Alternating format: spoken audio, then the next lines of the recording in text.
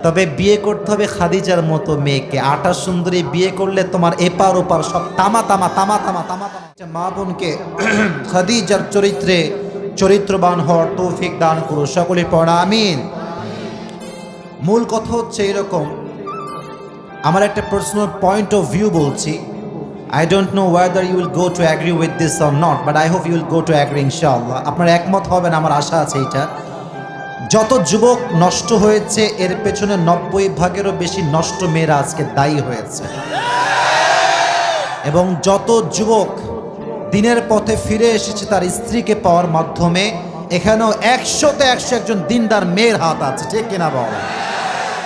একজন মেয়ে যেমন একজন যুবকের জীবনকে নষ্ট করতে পারে, exactly to the same way একজন মেয়ে চাইলে তার ভালোবাসা মমতা স্ত্রী হিসেবে তার সমস্ত মোহাব্বত দিয়ে তার স্বামীর জীবনকে সে পরিবর্তন করতে পারে, ঠিক কিনা? I have talked with many young people যারা নেশায় আসক্ত ছিল, গাঁজা খেত, মদ খেত, একটা সময় বিড়ি ছাড়া থাকতেই পারতো না। আমাকে মেসেজ দেয়, আমার ফেসবুকের একটা পেজ আছে আবরারুল হক আসিফ নামে, আপনার সার্চ করলে পাবেন। প্রায় সময় আমাকে অনেক যুবক মেসেজ দেয়। তো রিসেন্টলি আমি একটা মেসেজ পড়লাম যুবকের, যে হুজুর আমি বিয়ের আগে সবচেয়ে জঘন্যতম ছেলে ছিলাম, এমন কোনো অন্যায় নেই যে অন্যায়টা আমি করি নাই।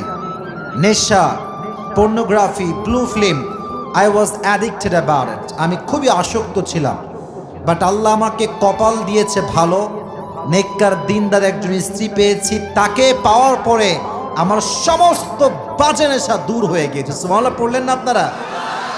তাহলে একজন মেয়ে যুবকের জীবন যেমন নষ্ট করতে পারে, একজন মেয়ে যুবকের জীবন তেমন ঠিকও করতে পারে, ঠিক কিনা বলেন? আচ্ছা, আমার প্রিয় নবীজির কথাই যদি আমি বলি, আমার প্রিয় নবীজির জীবনের প্রথম স্ত্রী যিনি এসেছেন তার নাম হচ্ছে খাদিজা। খাদিজা আসার পরে আমার নবীর জীবন কি অসুন্দর হয়েছে না সুন্দর হয়েছে? তবে বিয়ে করতে হবে খাদিজার মতো মেয়েকে। আটা সুন্দরী বিয়ে করলে তোমার এপার ওপার সব তামা তামা তামা তামা তামা তামা হয়ে যায়।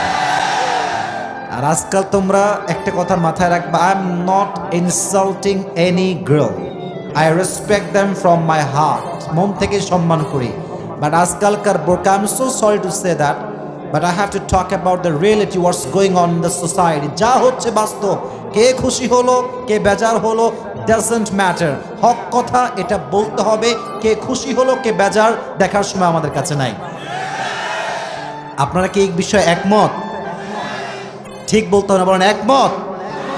Very good. এই বোরকাটা আজকাল একটা ট্র্যাডিশনাল, একটা স্মার্টনেস, মডার্ন হয়ে গিয়েছে। আমি মুসলমান ঘরের মেয়ে তাই আমি বোরকা পরি, বাট আমি বোরকা পরে 4-5টা প্রেম আমি একাই করি।